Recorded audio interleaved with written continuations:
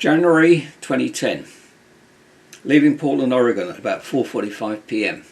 and it's dark. Just see the train station in the background there, that kind of red arch.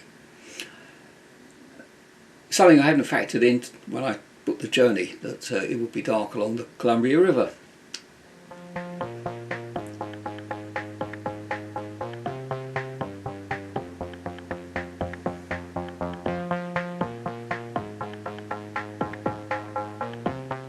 This is the station stop at Bingen White Salmon.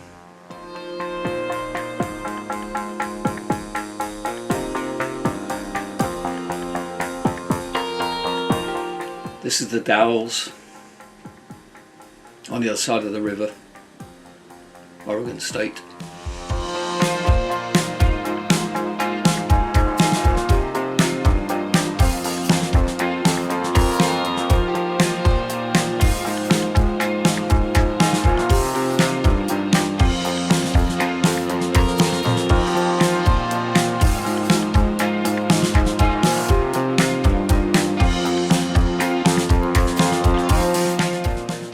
Having arrived in Spokane on time, our sister train number 8 was delayed by a freight train breakdown, so we got to see Oregon,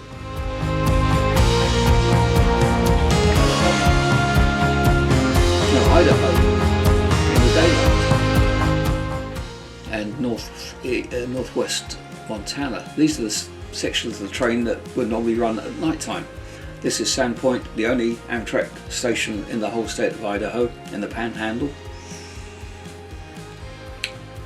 So, having missed out on the Columbia River in the daytime, we get Idaho and Montana northwest in the daytime. Following the Kootenai River for a lot of the way.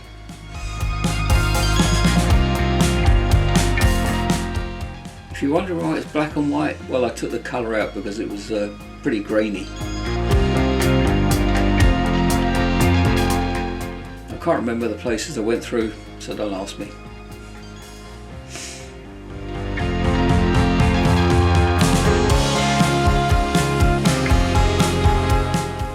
But it was very misty. Not much snow. I was expecting a lot more snow at that time of year, but it wasn't there. A bit wet. Other than that, just a normal winter.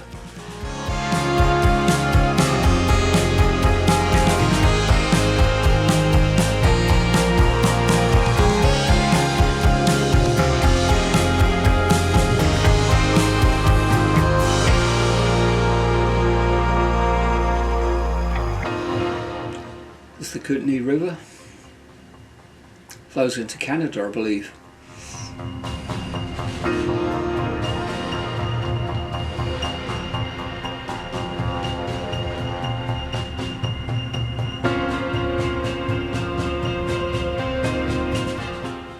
I think I would want to try and walk across that bridge.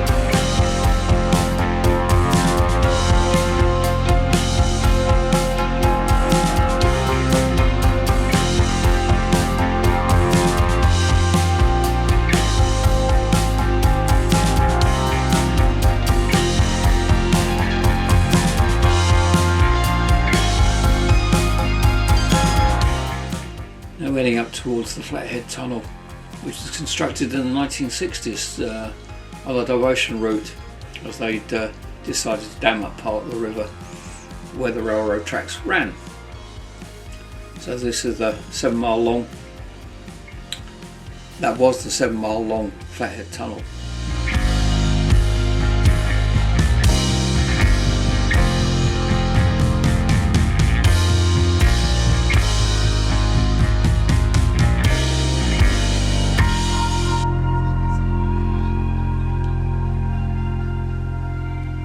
Now we're heading down towards Whitefish and my station stop.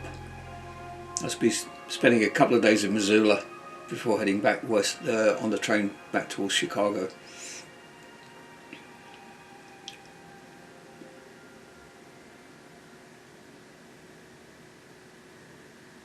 This is Whitefish Lake, somewhat frozen over.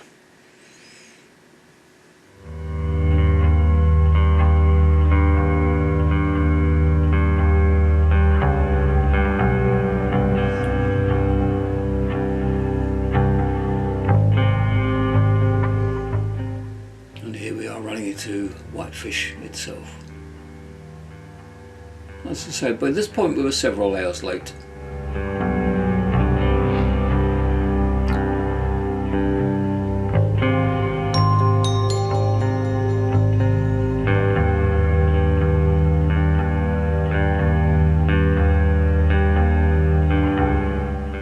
2 days later I'm back on the train. This is our first encounter with the Flathead River, Middle Fork, as we head east into the Rocky Mountains.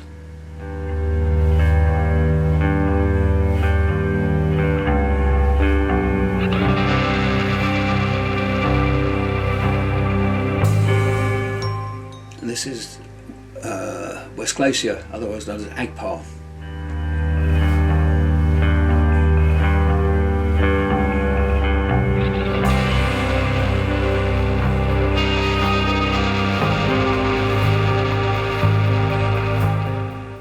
Leaving West Glacier, we follow the southern edge of Glacier National Park and the Flathead River towards Essex and then East Glacier.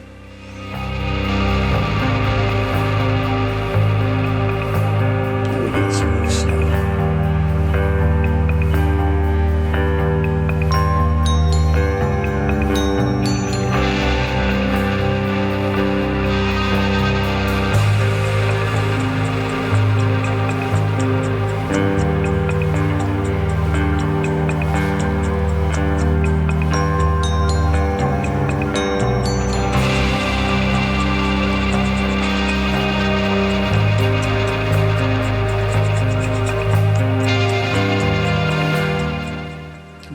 Towards Marias Pass, the highest point on the High Line, but a lot lower than some of the more southern crossings, like through the Moffat Tunnel in Colorado.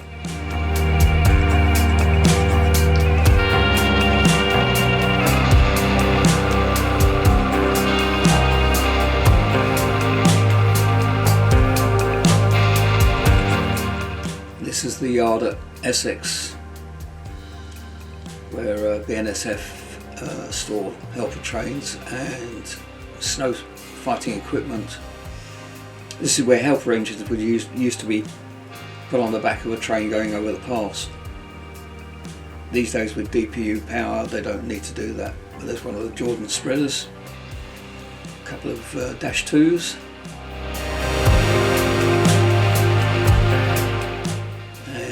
coming into the stop there.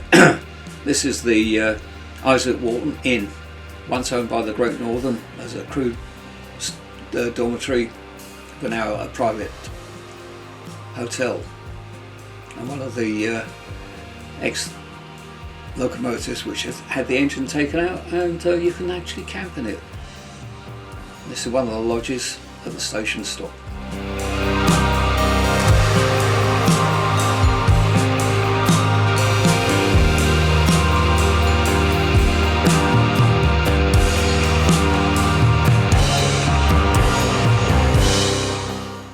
That's Essex, Montana, not Essex as in the county in southeast England.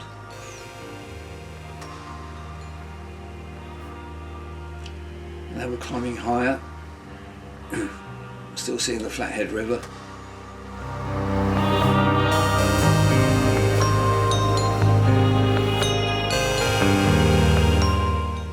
Surveyors would often follow the route of a river with easier gradients than going through mountains and digging lots of tunnels.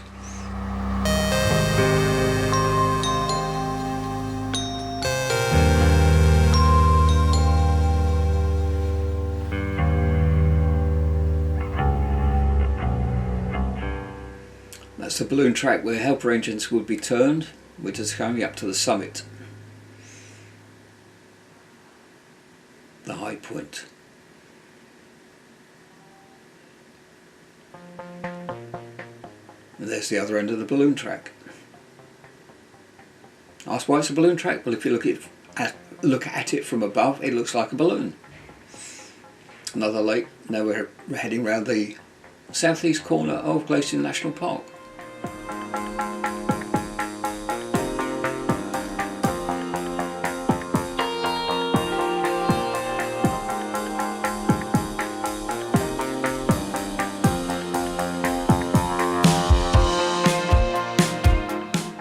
This is East Glacier. There's a station stop there which is closed during the winter months, as you can see. Typically May till October. Now we're on more level ground and the train can make a bit more speed. This is Two Medicine Creek Trestle. That's the Two Medicine River. Runs into one of the lakes in the park. Now you can see the glacier. Now you can see the Rocky Mountains in the background, and we're getting to more level ground.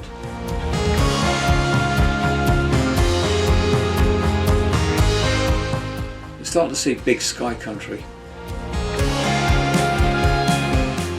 It was a bit misty at this point, so it's not great visibility, but we might see some more later on.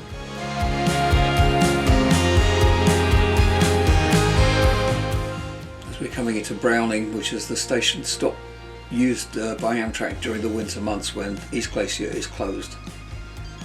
But then Browning is closed during the summer months when East Glacier is open.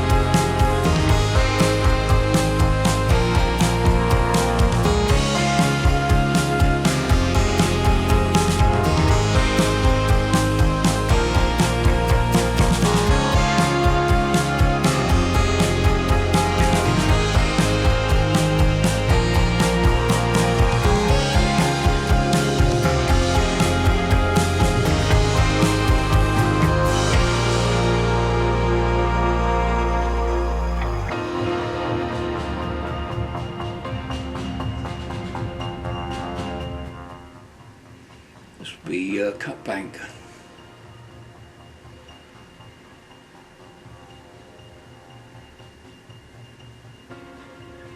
No, tell a lie. It's Shelby.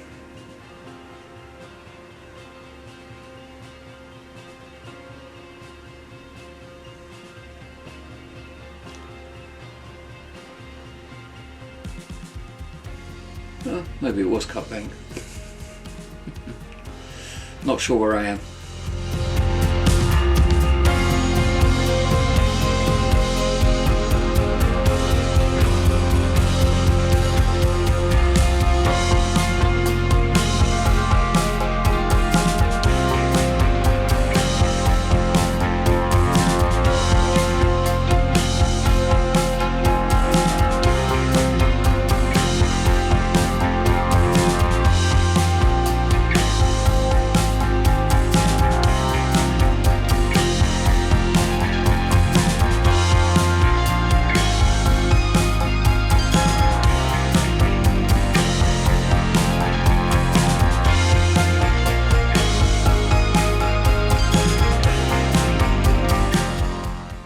Back towards the Rocky Mountains.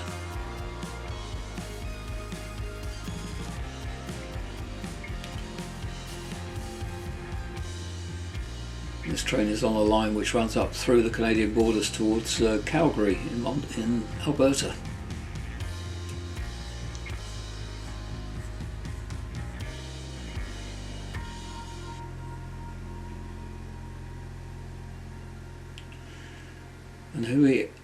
And here we are arriving at Shelby as we run past the station stop.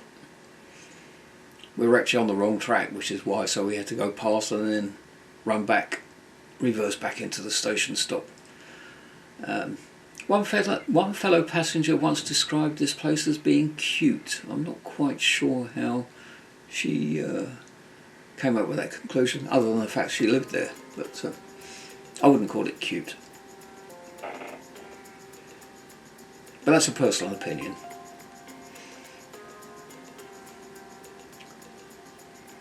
So Shelby is a crew change point, so we had a bit of time to get off the train, walk around, have a break, stretch your legs, have a cigarette if you wanted, fresh air. It was quite cold.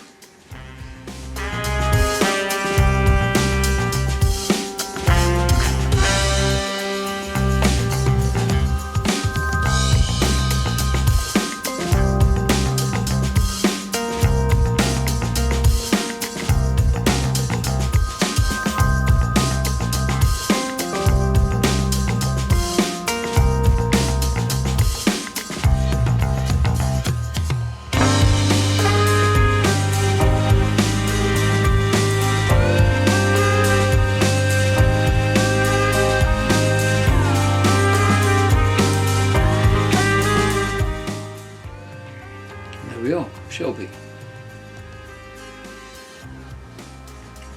New passenger getting on. And there's the conductor.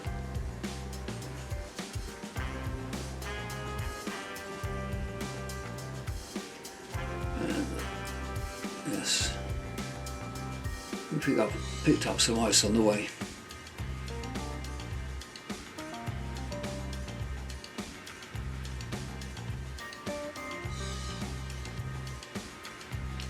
Fresh air break. You have been warned.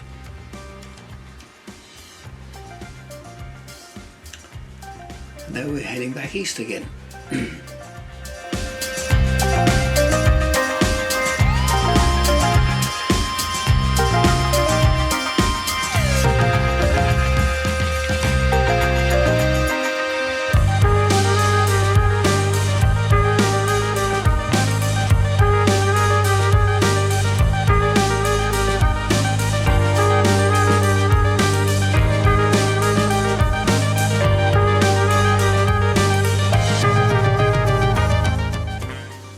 Lunch.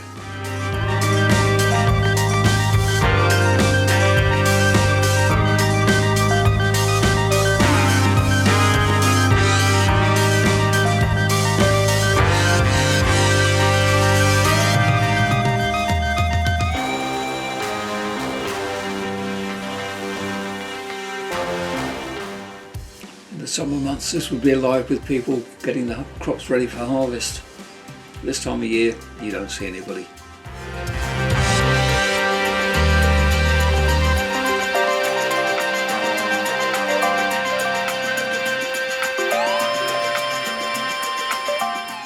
Grain elevators.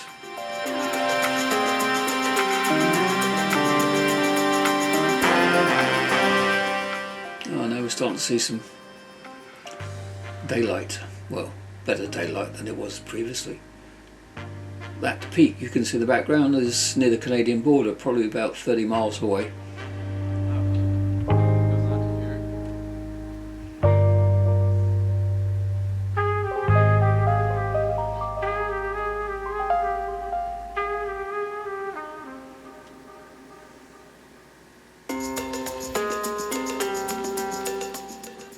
Yes, Big Sky Country, appropriately named.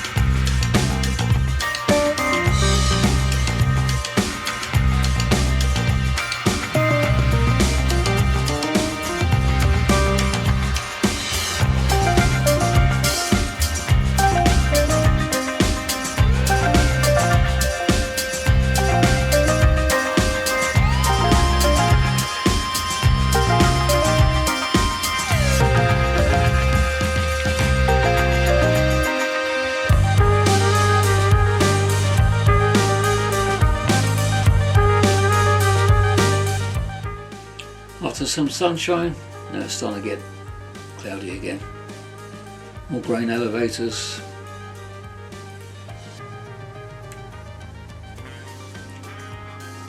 Most of the grain around this area is shipped out by rail.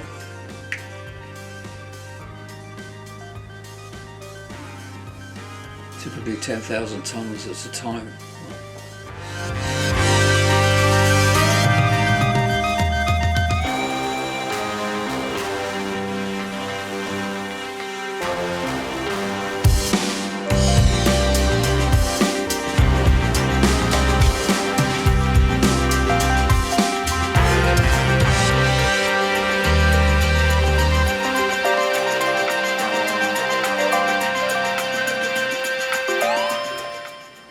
And this is the Milk River, which we will be following for a little while once we leave Havre.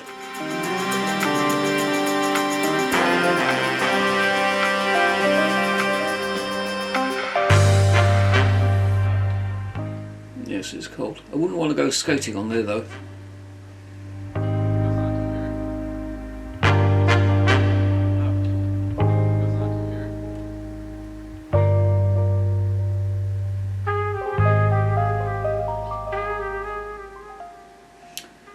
And here we are at Havre, Montana, one of the big northern 484 passenger locomotives that used to run this route.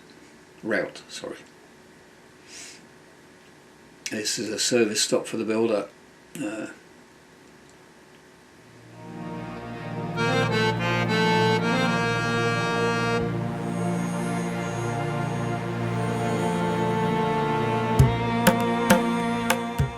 To the Milk River.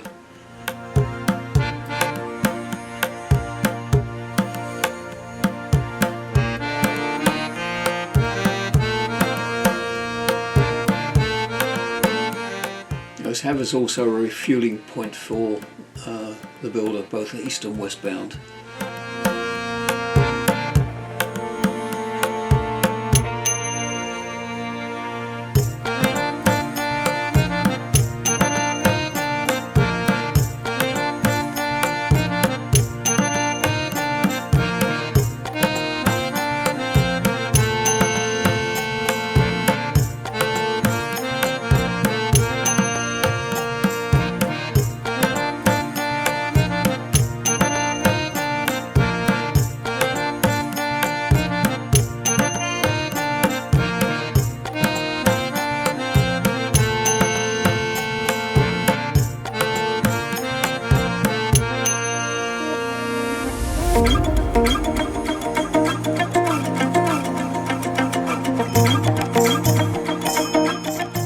Now I'm getting my towns mixed up again.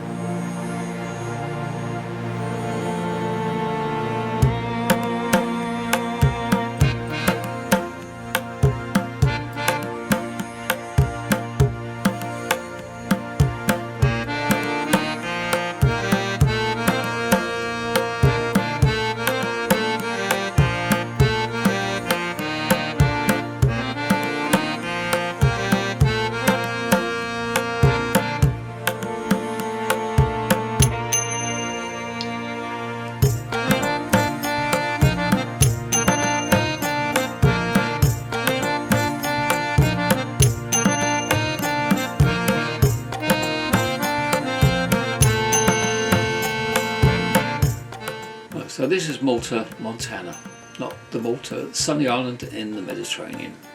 a rather snowy cold township in northeastern Montana.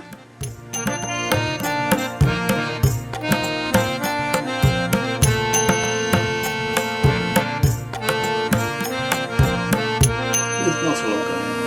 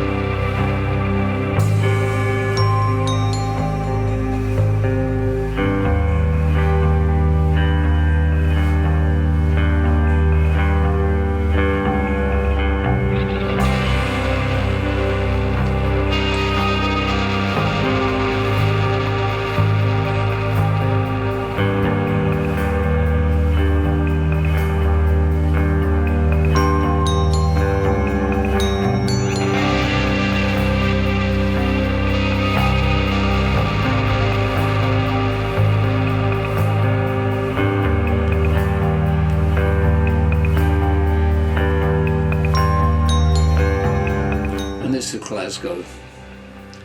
On a clear day there's a big G on the hill of the background. I think this to show pilots which airport they're landing in, but today you can't see it. But this is definitely not the Glasgow in Scotland.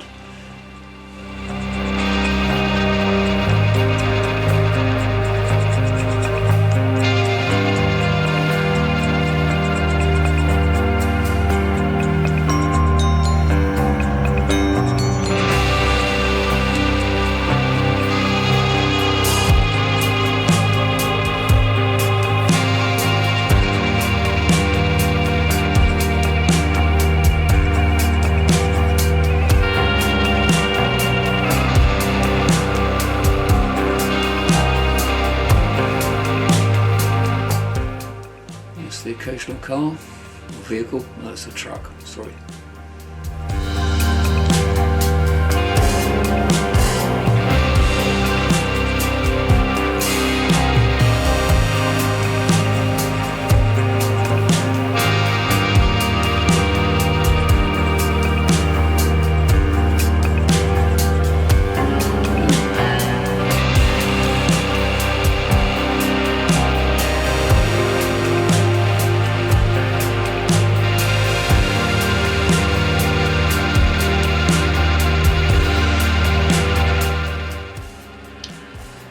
As we come to Wolf Point, that's the end of the first part.